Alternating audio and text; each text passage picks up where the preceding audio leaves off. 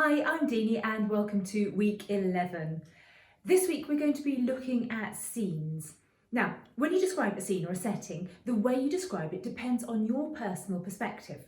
People often see places in very different ways from each other. For example, a forest glade may appear really appealing to some people, or to someone else, it might feel really scary or spooky. Now, I've taken this photograph, and you can see the same photograph in the blog post. It might be easier for you to look at them there afterwards. And I've applied 3 different filters to it, just using Photoshop, to make each one a very different sort of colouring. What I want you to do is think about how each one makes you feel. So who could you imagine being in each of these scenes, and what would they be doing there? So for an example, in the original photo, I could imagine a woman just walking her dog through the woods. In the one with the warm tones, that reminds me of Center Parcs, which is a very popular forest holiday destination, full of families and kids and small dogs frolicking around. The one with the unnatural yellowy tones makes me think of an alien spaceship. It could be hovering above the woods, shining its light down, quite scary. And then in the sepia toned one, the one that looks quite old-fashioned, I can imagine seeing a couple of ghostly Edwardian children walking down the path. When you write about a setting and you describe it for your reader, remember to describe the colours. Like the filters I've used, this will affect its atmosphere and how it feels to the reader. Remember, your reader can't see what you can imagine in your head unless you describe it really accurately to them. So what else is there? What can you hear in the setting? Is it silent? Is it noisy? Be specific with background noises. That will add to the overall sense of place. So don't just mention birds cheeping or flies buzzing. Mention specifically what sort. Perhaps it's mosquitoes buzzing. And what would you feel there? Is it cold? Is there a breeze blowing around your ears? Are there biting bugs, prickly branches, or feathery ferns tickling your legs? And what can you see? Is there any wildlife? Gentle bumbling bees, nasty gnats, friendly foxes, or snarling vermin, nasty little rats around your ankles?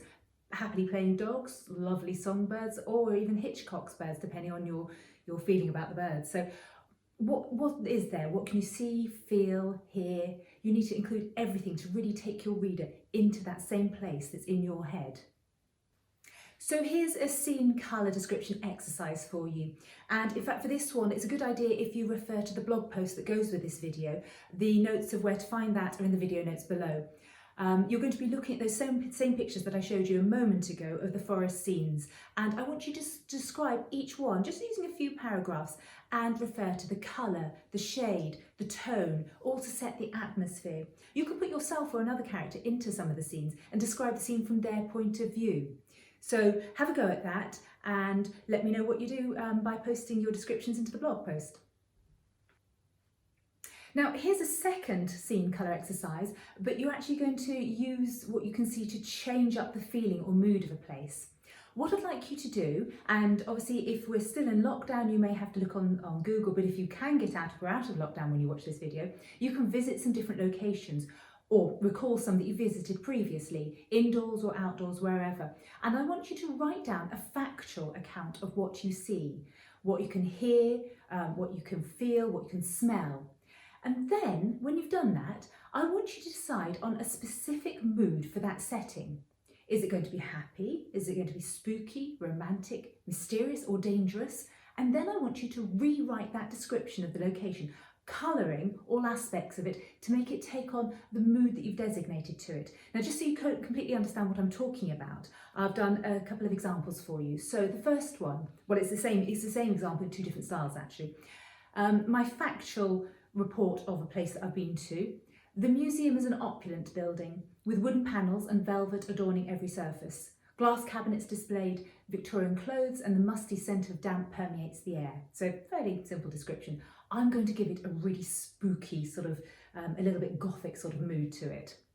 The opulence of the past shrieked entitlement through the echoing wooden panels that hid secret doorways and fingerprints of those long dead. Velvet seats, now threadbare, still bore indentations, as if someone invisible was sitting next to me.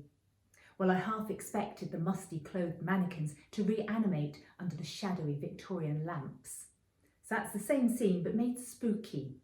And I'm going to do it again, making it have an excited mood. So you're excited or sort of really interested to be there. The building was vast, crammed with precious treasures, each screaming for my undivided attention. Indentations on the velvet viewing benches told of many a visitor, equally enthralled with the gorgeous gowns and adornments of our past. So have a go, take your scene and apply different moods to it. See how you can really make the exact same scene seem completely different depending on your perspective. So that's the end of week 11. Well done if you've got this far in the course, you're doing brilliantly, and I look forward to seeing you in the last week, week 12.